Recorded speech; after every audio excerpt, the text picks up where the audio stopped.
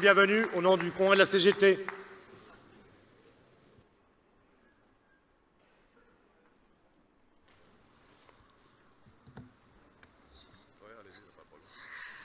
Bonjour tout le monde. Je suis Bintou Wahhabine Ly. Je représente le syndicat des travailleurs de Sonatel. On est là dans le cadre de l'intersyndicale. Bonjour camarades. Bonjour chers camarades.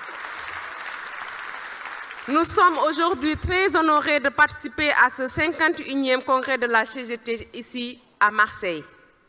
Aujourd'hui, nous sommes vos hôtes, accueillis à cette belle ville d'Alphonse Lamartine disait, je cite, « Et toi Marseille, assise aux portes de la France, comme pour accueillir ses hôtes dans tes eaux. » Dans cette ville révolutionnaire et ouverte au monde, cette ville par laquelle Montesquieu disait « La République de Marseille n'éprouvera jamais ses grands passages à l'abaissement à la grandeur. » Aujourd'hui, nous pouvons dire à haute et intelligible voix que la CGT, en organisant son 51e congrès dans le cadre plein de symboles, lance le combat pour la dignité, la solidarité, pour le travail, en un mot, disons, l'humain.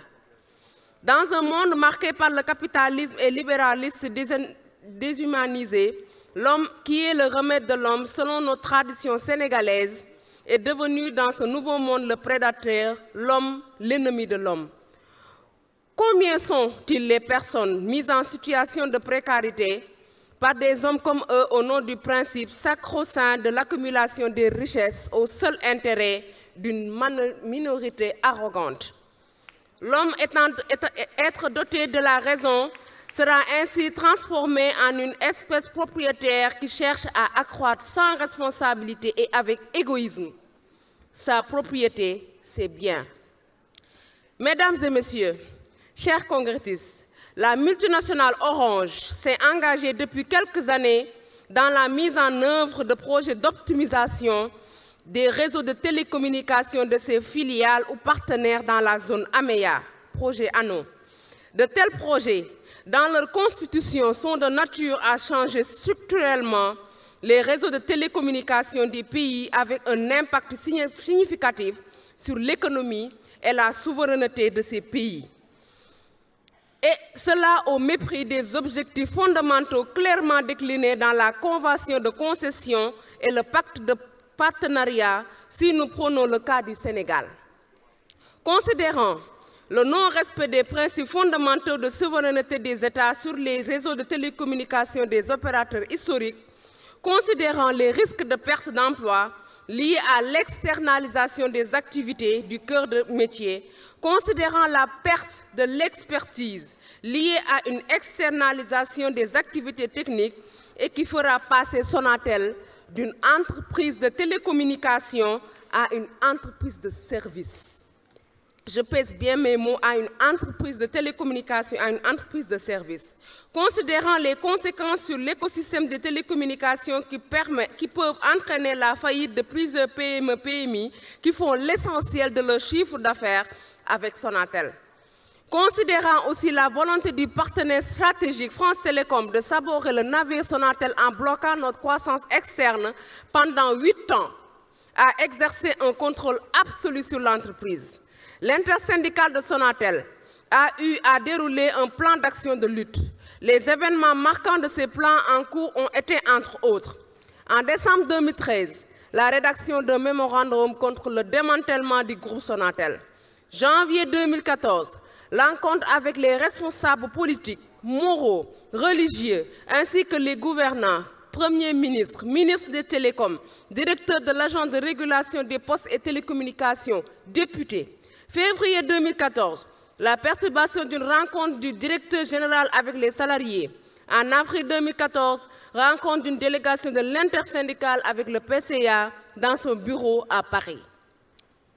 En avril 2014 toujours, la médiation du travail, du directeur du travail et de la sécurité sociale au Sénégal ayant conduit à la mise d'un comité paritaire, syndicat et direction générale, dont l'objectif principal était de construire une solution consensuelle et spécifique pour le cas Sonatel. Novembre 2014, La synthèse des travaux du comité paritaire, qui est l'aboutissement d'une large consultation des principaux acteurs du domaine technique avant une confrontation avec les membres du groupe paritaire représentant la direction générale. En décembre 2015, signature d'un PV de désaccord avec le bureau du travail à la suite d'un rejet des points les plus importants sur les travaux, pourtant co-élaborés avec le cadre du comité paritaire.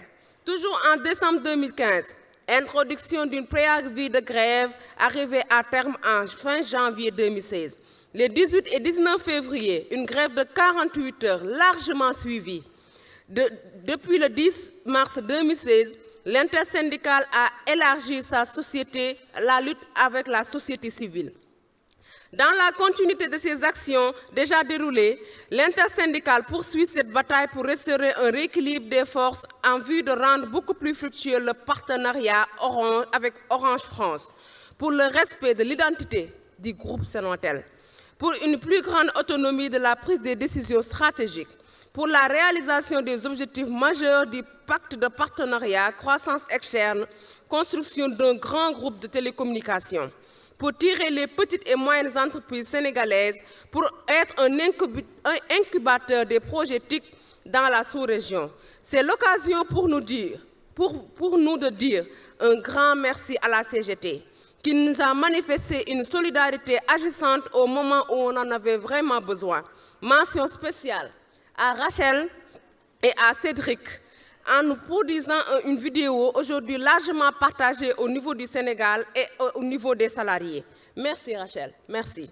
La CGT a, depuis le début de nos relations, été constante et suffisamment endossée à des valeurs qui vont l'humain. Et voilà pourquoi votre organisation inspire respect partout dans le monde. Nous avons voulu citer toutes ces actions de soutien et de solidarité à l'endroit de notre intersyndicale et vite nous nous sommes rendus compte que la liste est longue. Seulement, face aux limites de temps qui nous imposent de ne pouvoir toutes les citer, nous ne pouvons nous empêcher de mentionner votre communiqué du 19 février, sorti au deuxième de notre grève au titre éloquent et instructif. La communication n'est pas une marchandise. Très chers congressistes, très chers camarades, comme on dit au Sénégal, nous vous disons jaajëf. Excellents travaux. Vive le 51e congrès, vive la CGT.